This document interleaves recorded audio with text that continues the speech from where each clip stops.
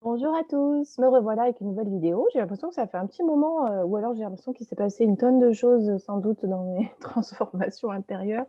Du coup, j'ai l'impression que ça fait hyper longtemps que j'ai pas fait de vidéo, mais c'est certainement pas le cas, mais bon, je pense que ça fait quand même un petit temps. Aujourd'hui, cette vidéo, c'est: y a-t-il un pilote dans l'avion? Bah ouais, parce que bon, c'est un petit peu compliqué quand même quand, on prend l'avion et qu'il y a pas de pilote. Je vous laisse imaginer du coup, les conséquences possibles d'un avion sans pilote ou d'un pilotage en mode automatique qui a donc ses limites puisqu'à un moment donné, décollage, atterrissage, par exemple, ça nécessite quand même une petite intervention humaine là-dedans. Et donc j'avais envie de prendre cette métaphore et cette image-là pour vous parler justement de notre monde intérieur où malheureusement, la majeure partie du temps, que se passe-t-il? Eh bien justement, nous sommes comme un avion sans pilote et donc il y a je ne sais combien de passagers là-dedans, mais il y a personne, il y a pas de maître à bord et donc eh bien, ces petits passagers à l'intérieur, eh bien, ils font leur petite vie comme ça, en mode, inconscient et toutes c'est l'image de toutes nos parts intérieures, hein, qui se mettent en mouvement constamment de manière totalement inconsciente à l'intérieur de nous. Je vais me pousser parce que j'ai un espèce de reflet avec un espèce de truc sur la figure, ça me perturbe. Bref, donc la plupart du temps, on nos parts intérieures, ce qui se passe dans nos vies et cetera, on se met en mouvement à partir, de ces espaces en nous, dont on n'a absolument pas conscience et du coup, qui passent leur temps à se manifester et à nous mettre en action, hein. Du coup, on ressent des choses et on passe à l'action et souvent on est en réaction, du coup, à partir de ces espaces en nous et de ces parts intérieures qui sont stimulées et touchées.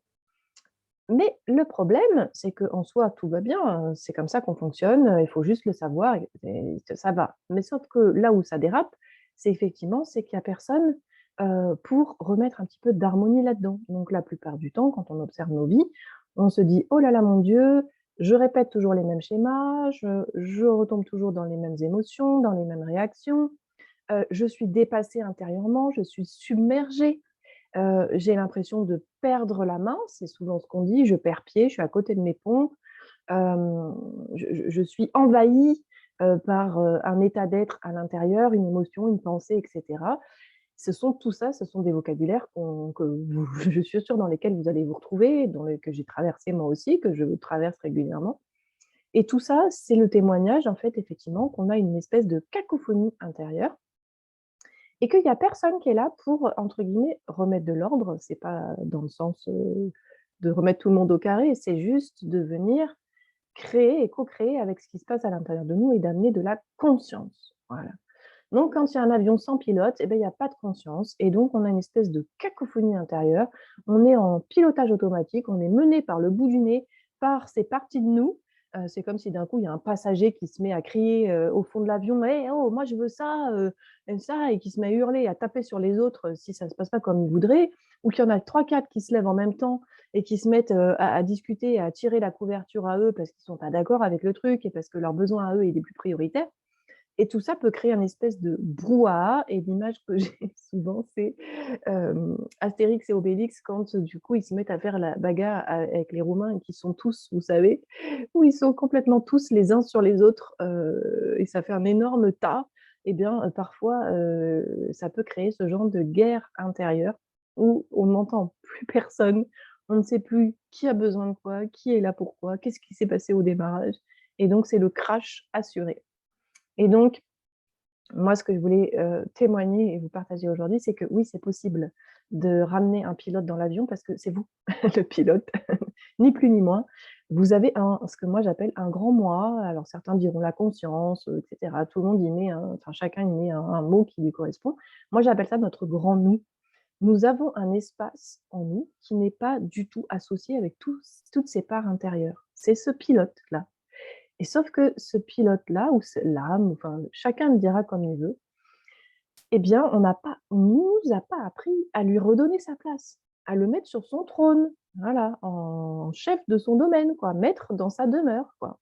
On nous a pas appris, donc c'est ce qui fait qu'on reste en mode inconscient, pilotage automatique et qu'on est constamment mené dans notre vie par une part intérieure, une, 2, 3, 4, des fois 5, 6 en même temps, qui nous mène par le bout du nez et on le sent parce qu'en général, on traverse du coup un état d'être qui peut être inconfortable, désagréable, on peut avoir une certaine forme de mal-être.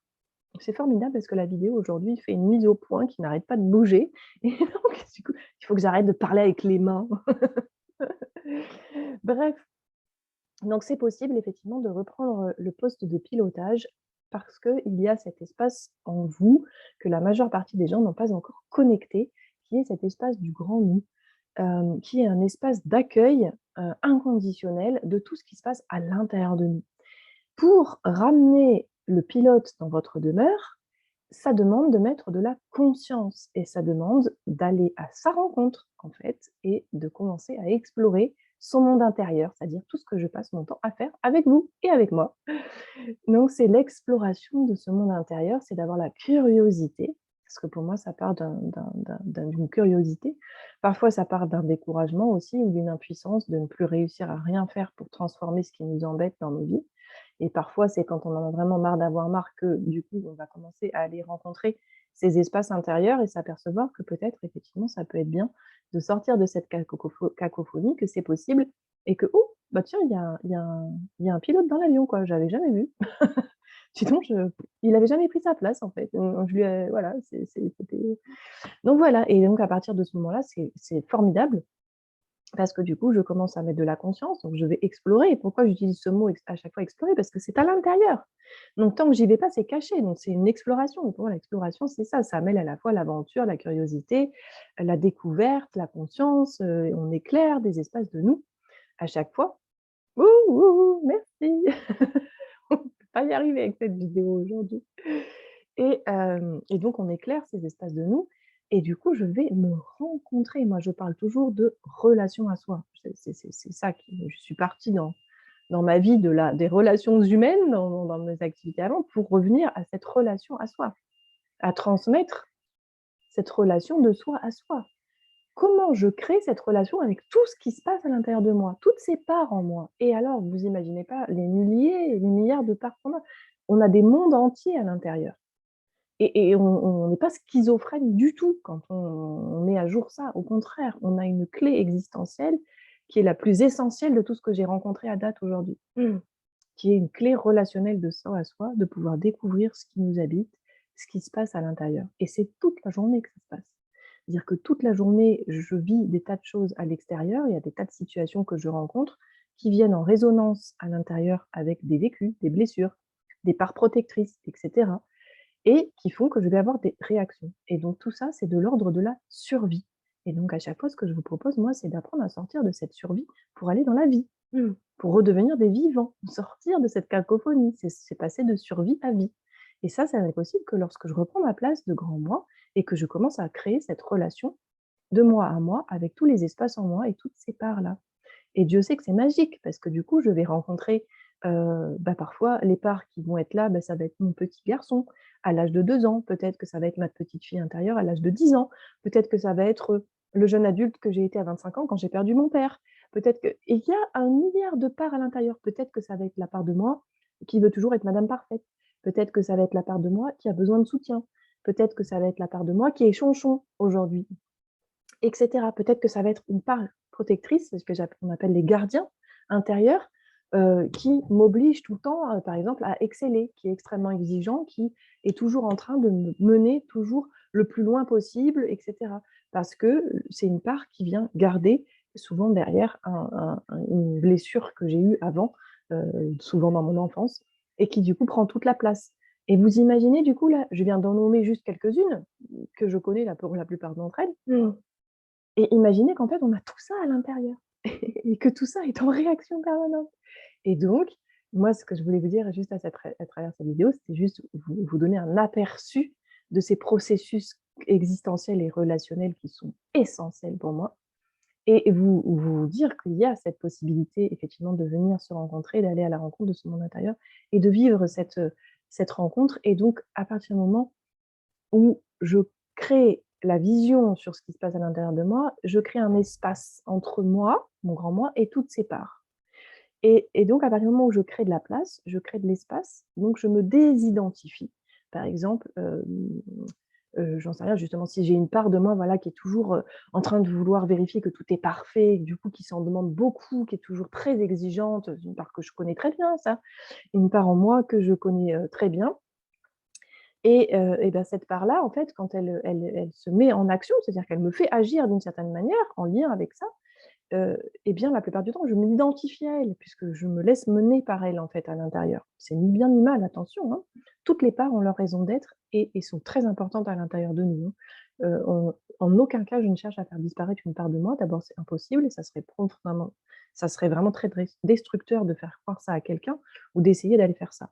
C'est juste une question de rééquilibrage. Donc c'est une question de curseur, en fait. C'est qu'on a des parts à l'intérieur de nous quand, elles prennent la main ou quand elles parlent plus fort que les autres, c'est qu'elles ont pris beaucoup de place et donc il y a un message très important et donc c'est qu'elles sont en plus, plus, plus et j'ai juste besoin d'aller à leur rencontre pour les ramener dans une forme d'équilibre. Tout est toujours une question d'équilibre et donc je règle mes curseurs, en fait, hein, voilà. C'est que juste que j'apprends, en reprenant mon espace de grand moi, en me désidentifiant de cette part-là, j'apprends à faire ce réglage, du coup, du volume, de la place qu'elles prennent, en apprenant à les connaître, à dialoguer avec elles et à leur apporter ce dont elles ont besoin.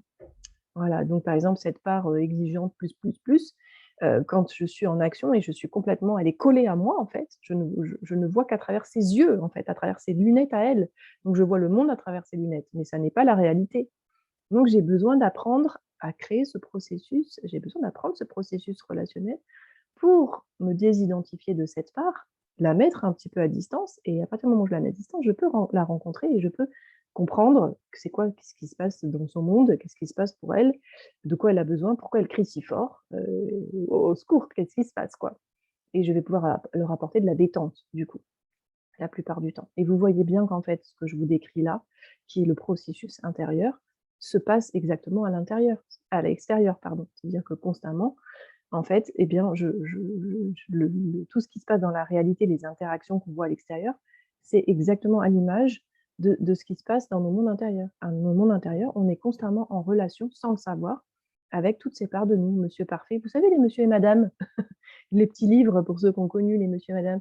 Monsieur malpoli, madame parfaite, madame timide, monsieur ronchon, machin, machin. Ben c'est ça, en fait, tout ça, ça existe à l'intérieur de nous. Avant de le voir dehors, c'est-à-dire de rencontrer à l'extérieur, les personnes qui sont caractérisées comme ça, tout ça, ce sont des parts de nous. Ce sont toutes des parts de nous qu'on n'a jamais appris à les rencontrer. Donc moi, je vous le dis, ça me passionne. C'est le cœur de tout ce que je peux mettre en place et faire à titre individuel dans les stages et aussi dans les structures et cetera, d'apprendre à créer cette conscience et cette relation de soi à soi parce que tout démarre là. Si moi, intérieurement, je me balade toute la journée avec tout ce petit monde intérieur dont j'ai absolument pas conscience et que d'un coup, pouf! De manière inconsciente, c'est mode pilotage automatique, à l'arrière, les passagers se sont entretués, il y en a une qui hurle la mort et du coup, c'est elle qui va se mettre en réaction. Je vous laisse imaginer ce qui se passe à l'extérieur dans la plupart du temps dans nos interactions. C'est juste une catastrophe, en fait. Il y a très peu d'espace, où ça va bien se passer parce que si, on passe notre temps à se rencontrer à partir de nos espaces totalement inconscients en mode pilotage automatique et il y a pas de pilote dans l'avion, et ben, ça crée des modes survie en permanence qui s'affrontent, qui se confrontent et qui font la guerre. Voilà. Donc moi, je vous propose une autre voie qui est la voie relationnelle, de soi à soi, d'exploration de son monde intérieur, à partir de laquelle peut naître la conscience et la co-création entre les parts de nous et c'est pareil à l'extérieur du coup et de ramener de l'harmonie, de la légèreté et du jeu. Parce que du coup, moi, je m'amuse toute la journée et en séance, je vais vous dire on rigole beaucoup quand on met à jour une part comme ça et qu'on la décolle de nous. Du coup, on peut beaucoup s'amuser et elles ont beaucoup de choses à nous apprendre et cet espace de grand moi que vous pouvez reconnecter est primordial puisque cet espace-là, eh ben, il peut aimer toutes les parts de nous sans condition et on est les premiers à pouvoir se donner à nous-mêmes ce dont on a besoin sans attendre de l'extérieur. Voilà les amis, ce que je voulais vous partager aujourd'hui. Y a-t-il un pilote dans l'avion? Posez-vous la question. Si vous voulez creuser, eh bien, vous êtes les bienvenus. Allez voir sur mon site, prenez rendez-vous, venez dans les stages. Il y a un stage spécifique au mois de mai sur nos voies intérieures, mais globalement, dans l'ensemble des stages que je propose, cette dimension et évidemment ce processus est au cœur de tout ce que je partage. Donc, osez pousser cette porte, de vous rencontrer, de vous faire ce cadeau justement de ramener le pilote qui est déjà là, mais qui a juste pas de place et pas que vous êtes jamais allé chercher, de ramener le pilote au cœur de toute ces de tout ce monde intérieur et pour vibrer le jeu, la légèreté, l'harmonie dans nos vies. Voilà les amis, je vous dis à bientôt. J'ai une prochaine vidéo déjà en tête, je vais l'enregistrer, je pense assez rapidement. À bientôt, ciao, ciao.